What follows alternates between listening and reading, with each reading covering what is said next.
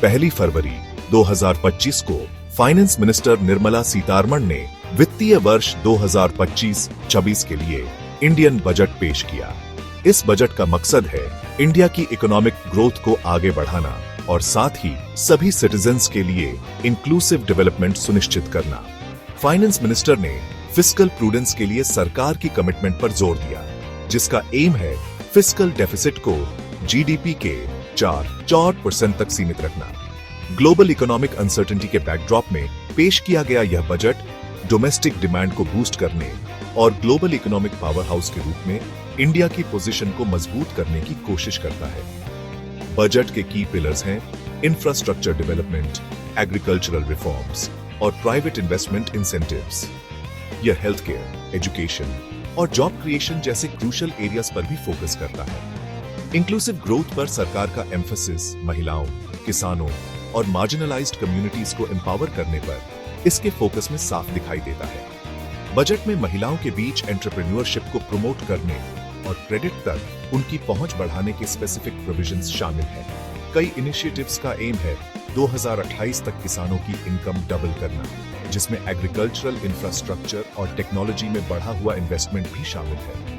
Overall यह budget economic management के लिए एक फॉरवर्ड लुकिंग अप्रोच दर्शाता है, जो ग्रोथ की जरूरत और सोशल जस्टिस की जरूरत के बीच बैलेंस बनाता है। यह सस्टेनेबल और इंक्लूसिव डेवलपमेंट अचीव करने के लिए टेक्नोलॉजी, इनोवेशन और एक स्किल्ड वर्कफोर्स का इस्तेमाल करते हुए इंडिया के फ्यूचर के लिए एक स्ट्रॉन्ग फाउंडेशन बनाने की कोशिश करता है। बजट मिडिल क्लास के लिए खुशखबरी लेकर आया। इनकम टैक्स एग्जेम्पशन लिमिट बढ़ाकर बेसिक एग्जेम्पशन लिमिट को बढ़ाकर 12 लाख रुपए प्रतिवर्ष कर दिया गया है, जो टैक्स पेयर्स को काफी राहत देगा। यह बदलाव टैक्स स्ट्रक्चर को सिंपल बनाता है और मिडिल क्लास के हाथों में ज्यादा डिस्पोजेबल इनकम छोड़ता है। इस मूव से कंजम्पशन बूस्ट होने और इकोनॉमिक ग्रोथ बढ़ने की उम्मीद है। सरकार को उम्मीद है कि बढ़ी हुई डिस्पोजेबल इनकम ज्यादा स्पेंडिंग में ट्रांसलेट होगी, जिससे इकोनॉमी को और स्टिम्युलेट मिलेगा। इनकम टैक्स स्लैब्स के रैशनलाइजेशन से टैक्स सिस्टम के और फेयर और ट्रांसपेरेंट बनने की उम्मीद है। सरकार का मानना है कि एक रोबस्ट मिडिल क्लास इंडिया की इकोनॉमिक ग्रोथ के लिए बहुत जरूरी है। मिडिल क्लास के हाथों में ज्यादा पैसा देकर सरकार का एम है डिमांड को बूस्ट करना और ग्रोथ और प्रॉस्पेरिटी का एक वर्चुअस साइकिल क्रिएट करना। मिडिल क्लास पर यह फोकस सरकार की इंक्लूसिव ग्रोथ के प्रति कमिटमेंट को दर्शाता है। इनकम टैक्स एग्जेम्पशन लिमिट में बढ़ोतरी एक वेलकम मूव है, जो टैक्स पेयर्स को काफी राहत देगा। इससे कंजम्पशन, सेविंग्स और इन्वेस्टमेंट बूस्ट होने की उम्मीद है, जो इंडिया के ओवरऑल इकोनॉमिक ग्रोथ में कंट्रीब्यूट करेगा। सिंप्लीफाइड टैक्स स्ट्रक्चर से और ज्यादा लोगों को टैक्स फाइल करने के लिए इंकरेज होने की भी उम्मीद है, जिससे टैक्स बेस ब्रॉडन होगा। इंडिया की इकोनॉमी में एग्रीकल्चर की इंपॉर्टेंस को समझते हुए बजट में एग्रीकल्चरल प्रोडक्टिविटी बढ़ाने और किसानों की इनकम इंप्रूव करने के कई मेजर्स बताए गए हैं।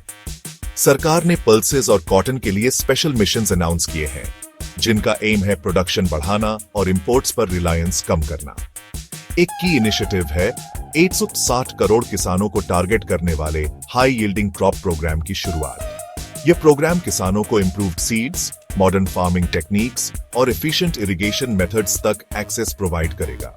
बजट बिहार में एक मखाना बोर्ड बनाने के लिए फंड्स भी एलोकेट करता है और वेस्टर्न कोसी कैनाल प्रोजेक्ट के लिए फाइनेंशियल असिस्टेंस प्रोवाइड करता है। ये मेजर्स 2028 तक किसानों की इनकम डबल करने के लिए सरकार की कमिटमेंट को दर्शाते हैं। फोकस एग्रीकल्चरल प्रोडक्टिविटी बढ़ाने, इनपुट कॉस्ट्स कम करने और किसानों के लिए बेटर मार्केट एक्सेस इंश्योर करने पर है। सरकार एग्रीकल्चर में टेक्नोलॉजी के यूज को भी प्रमोट कर रही है, जिसमें प्रिसिजन फार्मिंग और मार्केट लिंकेजेस के लिए डिजिटल प्लेटफॉर्म शामिल है। फूड सिक्योरिटी इंश्योर करने और लाखों किसानों की लाइवलीहुड्स इंप्रूव करने के लिए बजट का एग्रीकल्चर पर एम्फेसिस क्रूशियल है। एग्रीकल्चरल इंफ्रास्ट्रक्चर, टेक्नोलॉजी और रिसर्च में इन्वेस्ट करके सरकार का एम सेक्टर को ट्रांसफॉर्म करना और इसे क्लाइमेट चेंज और मार्केट फ्लक्चुएशंस के प्रति और रेजिलिएंट बनाना है।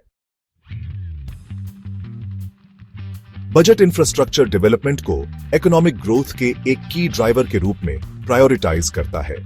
सरकार ने रोड्स, रेलवेज, पोर्ट्स और एयरपोर्ट्स के डेवलपमेंट के लिए काफी फंड्स एलोकेट किए हैं। बजट में नए ग्रीनफील्ड एयरपोर्ट्स बनाने और एग्जिस्टिंग एयरपोर्ट्स की कैपेसिटी एक्सपैंड करने पर जोर दिया गया है।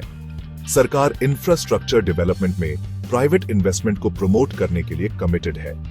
फॉरेन डायरेक्ट इन्वेस्टमेंट अट्रैक्ट करने के लिए इंश्योरेंस सेक्टर में FDI लिमिट को 100% तक बढ़ा दिया गया है। बजट स्टार्टअप्स, स्मॉल बिजनेसेस और मैन्युफैक्चरिंग सेक्टर के लिए इंसेंटिव्स और फंडिंग भी अनाउंस करता है।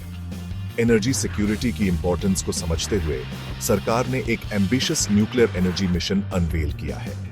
मिशन का एम है 2047 तक 100 गीगावाट्स न्यूक्लियर पावर अचीव करना।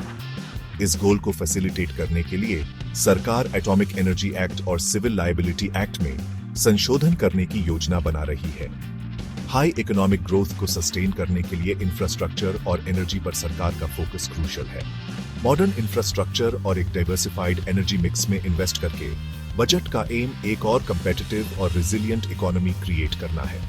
इन इन्वेस्टमेंट से जॉब्स क्रिएट होने, फॉरेन इन्वेस्टमेंट अट्रैक्ट होने और सभी सिटीजन्स की क्वालिटी ऑफ लाइफ इंप्रूव होने की उम्मीद है।